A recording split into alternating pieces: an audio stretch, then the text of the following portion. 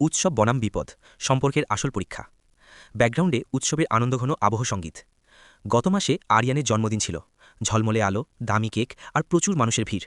আরিয়ানের ফোনের গ্যালারিতে সেই রাতের শত শত সেলফি। সবার মুখে চওড়া হাসি আর ক্যাপশনে লেখা best friends forever. Mood change. হঠাৎ মিউজিকটা গম্ভীর হয়ে গেল। দৃশ্য পরিবর্তন। আজ আরিয়ানের বাবার হার্ট অ্যাটাক হয়েছে। হাসপাতালের করিডোরে একা বসে আছে সে। রাত 2টো। আরিয়ান তার সেই বেস্ট ফ্রেন্ডদের লিস্টে থাকা 5জনকে কল করল। কেউ ধরল না, কেউ ব্যস্ততার বাহানা দিল, আর কেউ হয়তো ফোনটা সাইলেন্ট করে ঘুমিয়ে পড়ল। আরিয়ানের চোখে তখন অন্ধকার।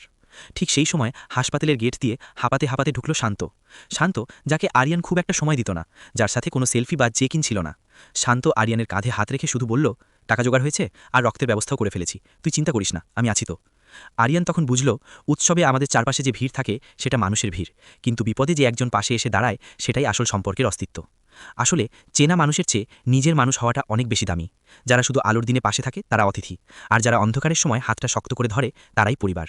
হাসপাতালের বেঞ্চে দুই বন্ধু পাশাপাশি বসে আছে। ব্যাকগ্রাউন্ডে একটি শান্ত কিন্তু গভীর বাঁশির সুর বাজছে।